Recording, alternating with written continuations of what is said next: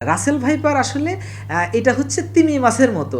যেমন এটা হইলো ইন্টারনাল ফার্টিলাইজেশন হয়। তার মানে এই বাচ্চাটা তার ভিতরে ফুটে এবং তারপরে হচ্ছে বাচ্চা আকারে বের হয়। এই জন্য আমরা দেখতে পাচ্ছি বাচ্চাদের একটু ডিফারেন্ট টাইপের আর কি, কিন্তু সরাসরি ডিম দেয় না, এটা সত্য। রাসেল ভাইপারের উৎপত্তি ও ইতিহাস সম্পর্কে জরুরি তথ্যগুলো কি কি?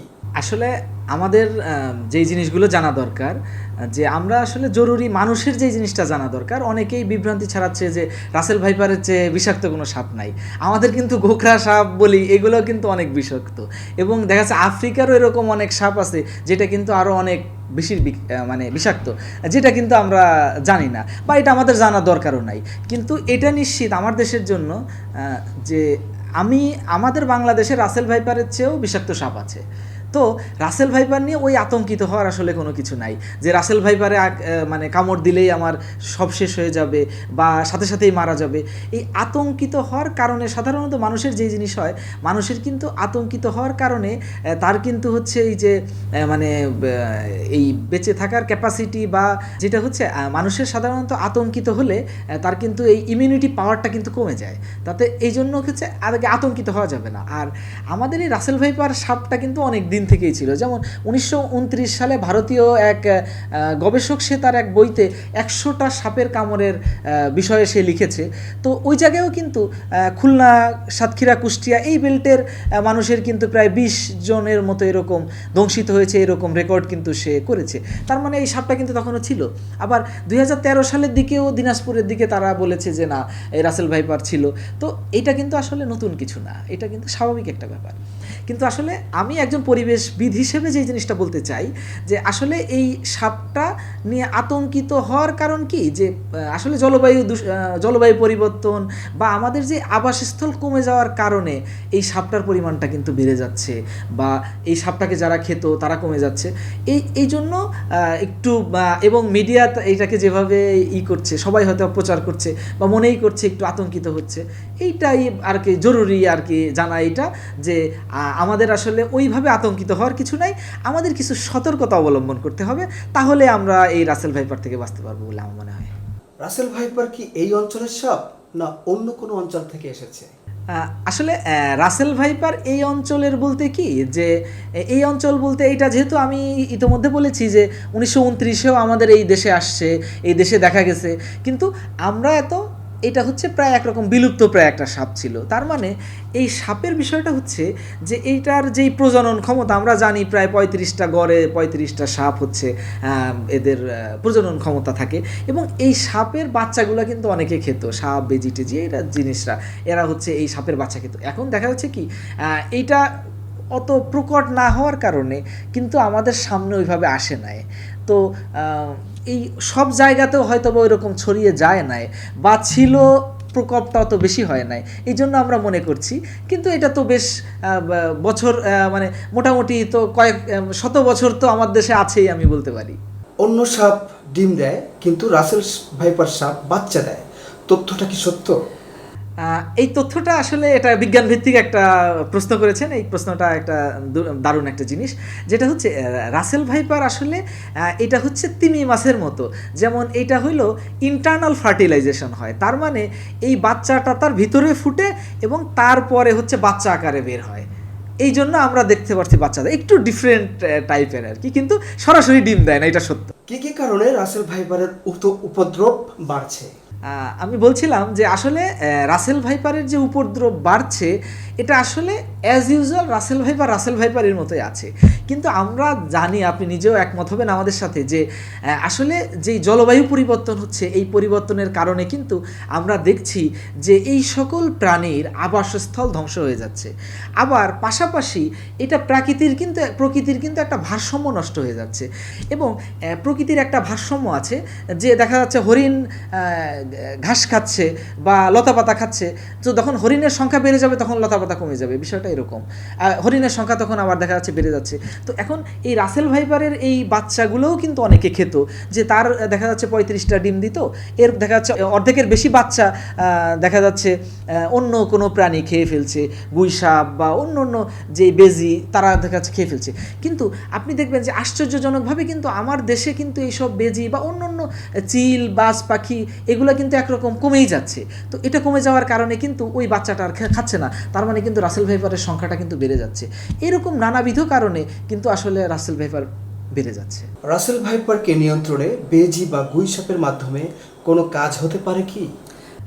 এটা তো অবশ্যই বলবো যে আমি একটু আগেও বলছিলাম যে এটার সাথে একটা সম্পর্ক অবশ্যই রয়েছে, কিন্তু আসলে বেজি বা গুইসাপ এটা যদি আমার প্রকৃতিতে থাকলে এটা অবশ্যই ন্যাচারালি কিন্তু রাসেল ভাইপার কমে যাবে, এটার জন্য আমার বিশেষভাবে করার কিছু নাই।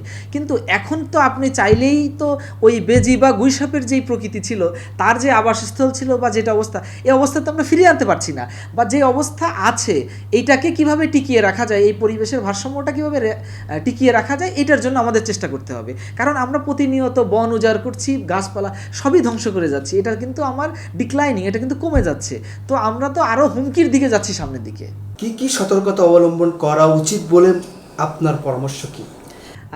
আমি তো আসলে একজন পরিবেশবিদ হিসেবে আমি যেটা বলবো, আমার আসলে যে ইনফরমেশনগুলো এগুলো আমরা বিভিন্ন জায়গা থেকে দেখেছি বা বিভিন্ন জায়গা থেকে নিয়ে আপনার সাথে শেয়ার করার চেষ্টা করেছি। আমার মনে হয় সবার আগে যেই জিনিসটা দরকার সেটা হলো সতর্কতা।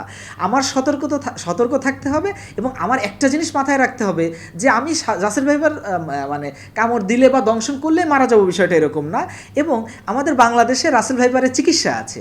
তো এই জন্য ওঝা বা কারো কাছে না গিয়ে, সময় নষ্ট না করে, যেই জায়গায় দংশন দিয়েছে আমি তো হয়তো বা চিনতেও পারছি না, যে কোনো সাপেই যদি কামড় দেয় তাহলে তার একটু উপরের অংশে আমরা একটু হালকা করে বেঁধে যত তাড়াতাড়ি সম্ভব আশেপাশের যে ডক্টর রয়েছে বা হসপিটাল রয়েছে, সরকারি যে হসপিটালগুলো রয়েছে, এই জায়গায় দ্রুততার সাথে যদি আমরা যেতে পারি, তাহলে আমার মনে হয় এটা খুব সহজেই আমাদের বেঁচে যাওয়ার সম্ভাবনা থাকবে। এবং এটার শতকরা হারও প্রায় 70 থেকে 90%-এর বেশি মানুষ কিন্তু রাসেল ভাইপারের দংশনেও বেঁচে যাচ্ছে। তার মানে এটা কিন্তু মানে আতঙ্কিত হওয়ার কিছু নাই।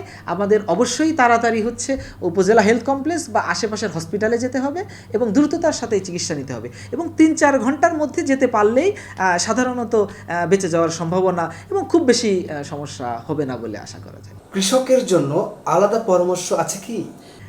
অবশ্যই, কারণ কি আমরা বিগত দিনে নিউজ পেপার বা বিভিন্ন জায়গা থেকে যে জিনিসটা দেখেছি যে আমাদের আসলে কৃষকরাই বেশি পরিমাণে আসলে ক্ষতিগ্রস্ত হচ্ছে, কারণ সে ধান খেতে যাচ্ছে এবং দেখা যাচ্ছে কি আপনি অবাক হবেন, যেটা হলো আপনি নিজেও হয়তো বা জানেন, যেটা হচ্ছে রাসেল ভাইপার কিন্তু দেখা যাচ্ছে ইঁদুর খাচ্ছে। এখন ইঁদুররা যেই জায়গায় থাকে সেই জায়গায় রাসেল ভাইপার কিন্তু যে কারো কাছে যাচ্ছে না, তার কাছে যখন কেউ খাবারটা নিয়ে আসছে সে কিন্তু তখন খাচ্ছে। আবার বিষয়টা এমনও না একটা মানুষকে রাসেল ভাইপার কিন্তু তাড়া করে তাকে আক্রমণ করছে, এরকম কিন্তু না।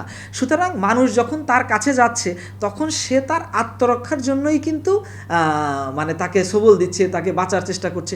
কারণ কি যে কোনো সাপের বিষটাই কিন্তু তার কাছে একটা সম্পদ, সে তার আত্মরক্ষার জন্য কিন্তু ওই বিষটা ব্যবহার করবে, শুধু শুধু কিন্তু সে তার বিষটা ব্যবহার করবে না।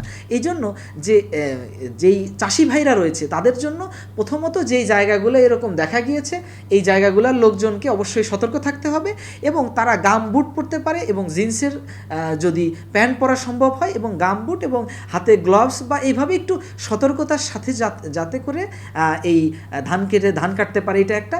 আরেকটা হচ্ছে বিভিন্ন রকমের সাউন্ড করতে পারে, যাতে কিনা রাসেল ভাইপার কিন্তু সাউন্ড করে অনেকে শুনতে পায়, এরকম একটু সতর্কতার সাথে আসলে এই জিনিসটা করতে হবে, তাহলে আমার মনে হয় কোনো সমস্যা হবে না। এবং যেই অন্ধকারের যে জায়গাগুলো আছে এই জায়গাগুলো থেকে যাওয়ার সময় টর্চ লাইট বা একটু সতর্কতা অবলম্বন করতে হবে। সামনে বন্যা আসছে, তখন এই সাপ আরও ছড়িয়ে যাবে, করণীয় কি? আপনি আসলে একটা সঠিক কথা বলেছেন। আসলে আমাদের দেশটা হচ্ছে এমন একটা জায়গায়, আমার এইটা দেশে সাইক্লোন, বন্যা এরকম প্রতিনিয়ত কিন্তু আসলে এই মানে এইভাবে আমার উপকূলের মানুষ কিন্তু আসলে অরক্ষিত, এবং মানুষগুলো কিন্তু এরকম নানা রকম বিপর্যয়ের মধ্য দিয়ে যাচ্ছে। তো বন্যা হলে কিন্তু আসলে সাপ বাঁচার জন্য বিভিন্ন ঘরের আশেপাশে এই জায়গাতে কিন্তু আসে, এটা কিন্তু স্বাভাবিক, এটা কিন্তু চাইলেও আপনি আসলে বন্ধ করতে পারবেন না, কিন্তু আপনার আসলে এই সতর্কতা অবলম্বন করতে হবে যাতে সাপ যে জায়গাগুলোয় থাকতে পারে এইগুলোর সাথে সতর্কতার সাথে চলা, নিজেদের চলাচলের ক্ষেত্রে সতর্কতা অবলম্বন করা এবং একটু আলোযুক্ত স্থান তৈরি করে রাখা, বা অন্ধকারে যাওয়ার সময় একটু বা দেখা যাচ্ছে পুরাতন যে ইট বা যা কিছু আছে এই সব জায়গায় যাওয়ার ক্ষেত্রে একটু মানে নিজেদের একটা সচেতনতা দরকার আসলে। এটা ছাড়া এটা আসলে সম্ভব না, কারণ কি যখন পানি হবে তখন মানুষের যেমন বাঁচার প্রয়োজন হবে, তখন এই সাপগুলোও বাঁচার জন্য কিন্তু কোনো কোনো এই মানে লোকালয়ের আশেপাশে কিন্তু আসবে। তো এটা অবশ্যই একটা মানে শঙ্কার বিষয়, কিন্তু আমার মনে হয় সতর্ক থাকলে এই শঙ্কাটা কাটিয়ে ওঠা সম্ভব। সাপে কামড়ালে কি করতে হবে? যেটা হচ্ছে আমি ইতিমধ্যে বলেছি যে ইতিমধ্যে সাধারণত আমাদের দেশে যে মানে যত সাপ রয়েছে সব সাপ কামড়ালে কিন্তু বিষাক্ত না, কিন্তু আসলে আমরা তো হয়তো বা সব সাপগুলো চিনি না, এই জন্য কামড়ানোর পরে কোনো ওঝা বা কারো কাছে না গিয়ে যেই জায়গায় কামড় দিয়েছে তার একটু উপরে হচ্ছে যদি একটু হালকা করে বেঁধে এরপরে হচ্ছে তাকে নিকটস্থ যে হসপিটাল রয়েছে সেই জায়গায় নিয়ে যেতে হবে। এবং আমাদের দেশে এখন অ্যান্টিভেনম পাওয়া যায় এবং এই অ্যান্টিভেনমটা অ্যাভেলেবেল, এই ডাক্তারের পরামর্শ নিলেই খুব সহজেই চিকিৎসা নেওয়া যেতে পারে।